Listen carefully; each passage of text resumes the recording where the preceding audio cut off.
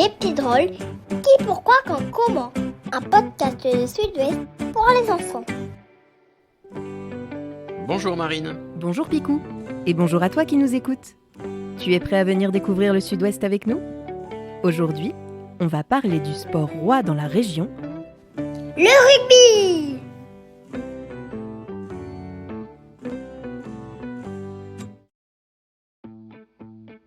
Avec son drôle de ballon ovale, le rugby fait partie de la culture du Sud-Ouest.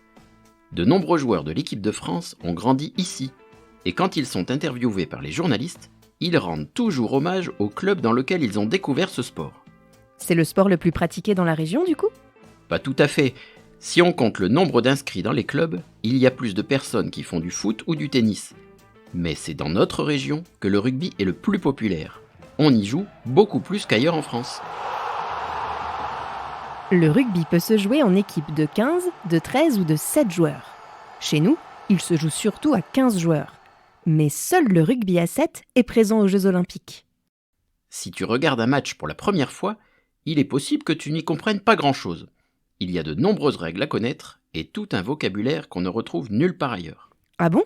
Mais alors comment on joue au rugby exactement ?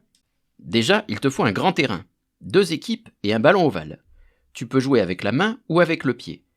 Quand un joueur qui porte le ballon fait une passe à un coéquipier avec la main, il est obligé de la faire vers l'arrière. Sinon, il doit utiliser son pied. Le principe, c'est de marquer plus de points que l'équipe adverse. Il y a plusieurs manières de marquer des points. Essai, but de pénalité, drop. Et attention, ces actions ne rapportent pas toutes le même nombre de points. C'est l'essai qui en rapporte le plus. Et comment on empêche son adversaire de marquer des essais alors ? Pour arrêter une action d'un adversaire, ou essayer de lui voler le ballon, tu peux le faire tomber ou le plaquer au sol. C'est ce qui rend le rugby spectaculaire et engagé. Les contacts sont très nombreux et parfois assez rudes. Heureusement, tous les coups ne sont pas permis, surtout quand on débute. L'arbitre fait attention à ce que personne ne se fasse mal. Et dans une équipe, est-ce que tous les joueurs font la même chose ? Non, chaque joueur occupe une position précise. Au rugby à 15, il y a 8 joueurs qui jouent à l'avant. Ce sont souvent les joueurs les plus lourds, ceux qui font des mêlées. Ensuite, il y a les arrières qui sont généralement les plus rapides et qui marquent le plus d'essais. Entre les avants et les arrières, on trouve un demi de mêlée et un demi d'ouverture, qui sont un peu les meneurs de jeu de l'équipe. Ah, je sais, la mêlée, c'est quand on voit des joueurs qui sont penchés vers l'avant et tout serrés les uns contre les autres ? Oui, c'est ça. Les avants s'accrochent les uns aux autres en un pack qui va essayer de faire reculer le pack adverse pour lui chipper le ballon. C'est un peu compliqué, mais c'est passionnant. Ces règles ont été inventées en Angleterre au XIXe siècle. Alors tu te demandes sans doute pourquoi le rugby est populaire d'un côté en Angleterre et de l'autre côté dans le sud-ouest, mais pas du tout entre les deux, comme dans le nord de la France. Eh bien, les historiens du rugby ont des explications, mais ils ne sont pas tous d'accord entre eux. Certains pensent que le rugby a eu du succès dans le sud-ouest pour des raisons religieuses ou des raisons de climat. D'autres pensent que c'est parce qu'il y avait beaucoup de commerçants et de notables anglais installés dans la région de Bordeaux, au Pays Basque et en Béarn à l'époque. Et voilà comment, bien souvent, les meilleurs joueurs de rugby du monde parlent soit anglais, soit français avec l'accent du sud-ouest. Mais si, tu sais, l'accent dont on a parlé dans un autre épisode des Petits Drôles. Ça m'agace parce que j'ai pas encore trouvé la clé qui va bien. Le top 14, c'est-à-dire le championnat de France de rugby masculin, est considéré comme le meilleur championnat du monde. Tous les joueurs y sont professionnels, c'est-à-dire qu'ils gagnent leur vie grâce au rugby.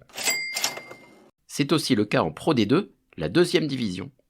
Et dans ces compétitions, ce sont les clubs de la Nouvelle-Aquitaine qui sont les plus nombreux.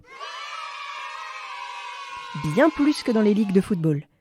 Les principaux clubs de la région sont l'Union Bordeaux-Bègles, le Stade Rochelet, la Section Paloise, le SU Agen, le Stade Montois, l'US Dax, le Biarritz Olympique et évidemment l'Aviron Bayonnais, dont l'hymne est devenu très célèbre.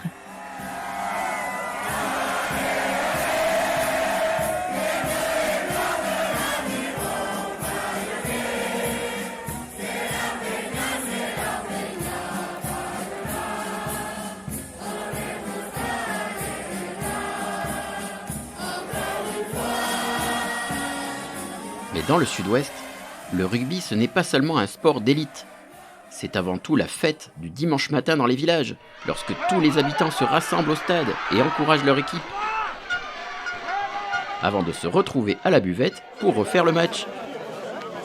Même au plus petit niveau amateur, les parties sont acharnées, dans l'espoir de décrocher un jour un bouclier.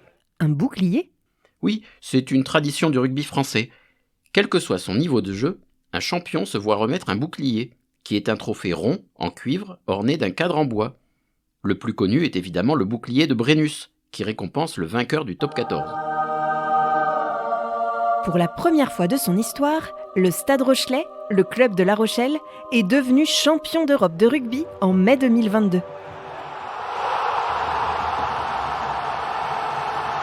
Pour fêter ça, des milliers de personnes vêtues de jaune et de noir se sont rassemblées sur le port dans une ambiance de folie.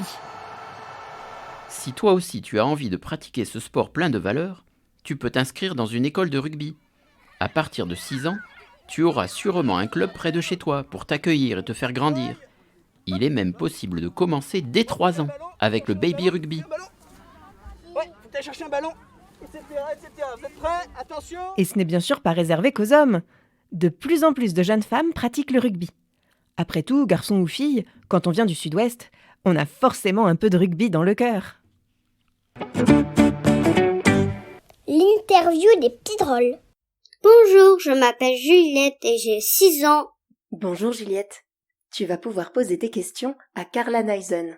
C'est une joueuse professionnelle de rugby et elle fait partie de l'équipe de France. Pourquoi vous avez choisi de faire du rugby quand vous étiez enfant? J'ai choisi de jouer au rugby parce que déjà je suis née dans une famille très rugby. Quand j'ai commencé à jouer à l'âge de 8 ans, j'avais déjà mes oncles, mon frère, mes cousins qui jouaient au rugby. Déjà à l'école et tout ça, on était dans ce cercle un peu de rugby, donc je me suis dit pourquoi pas.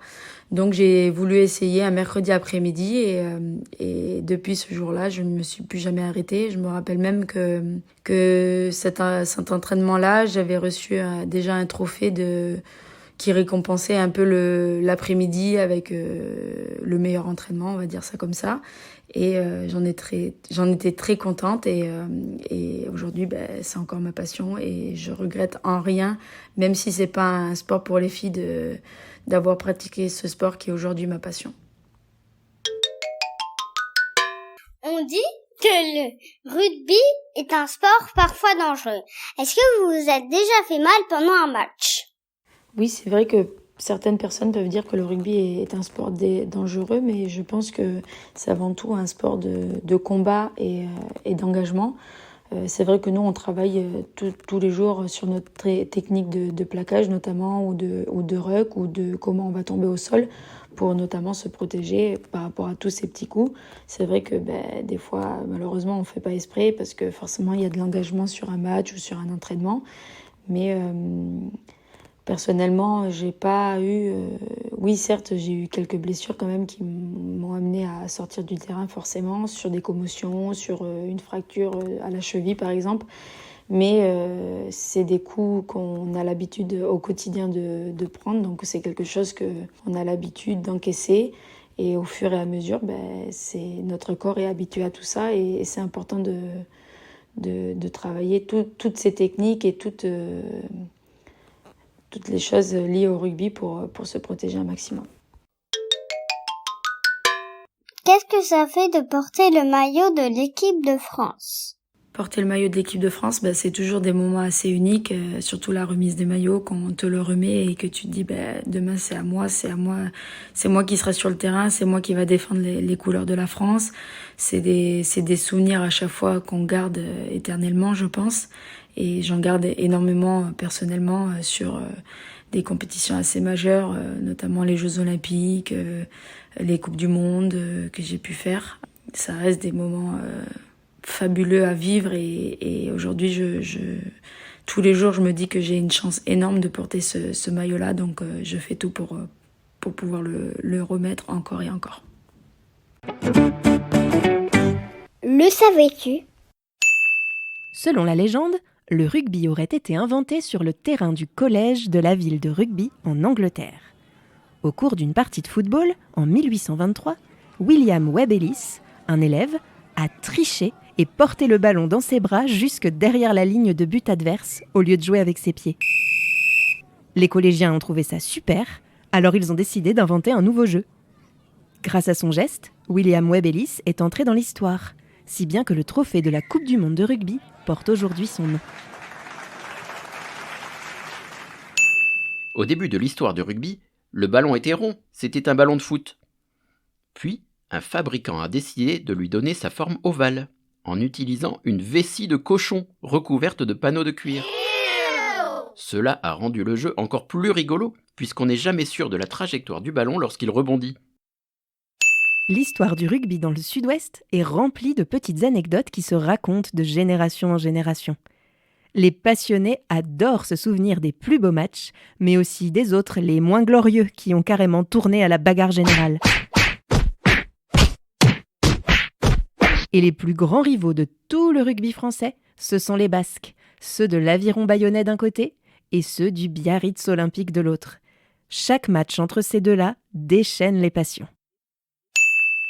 Dans le monde, le rugby n'est pas aussi répandu que le football. En Europe, il concerne principalement 6 pays qui se disputent chaque année le tournoi des 6 nations.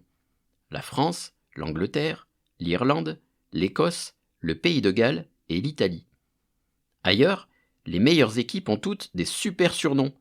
Les All Blacks de la Nouvelle-Zélande, les Wallabies en Australie, les Springboks d'Afrique du Sud ou encore les Pumas en Argentine.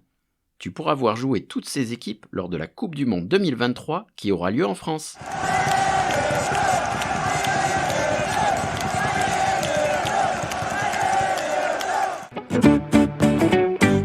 As-tu bien tout retenu? Quel trophée est remis à l'équipe victorieuse d'une compétition en France? Une coupe, un bouclier ou une médaille? Chaque équipe reçoit un bouclier en cuivre dans un cadre en bois. D'ailleurs, ce trophée est souvent surnommé le bout de bois. Quel est le rival historique de l'Aviron Bayonnais? Le Stade Rochelais, l'Union Bordeaux-Bègles ou le Biarritz Olympique? C'est bien sûr le Biarritz Olympique. Le derby basque est l'un des matchs les plus dingues du rugby français. C'est parce que les deux clubs sont très proches. Imagine, la distance entre le stade Jean Daugé de Bayonne et le stade Aguilera de Biarritz est de moins de 4,5 km. On peut commencer le rugby à partir de 3 ans. Vrai ou faux? C'est vrai. Dès 3 ans, le baby rugby permet de découvrir ce sport tout en s'amusant. Puis c'est à partir de 6 ans que tu peux commencer à bien apprendre les règles du rugby, mais sans les contacts, c'est-à-dire qu'il est interdit de toucher l'adversaire. Il te faudra attendre d'avoir au moins 8 ou 10 ans pour pouvoir plaquer un joueur adverse. Voilà, cet épisode est terminé.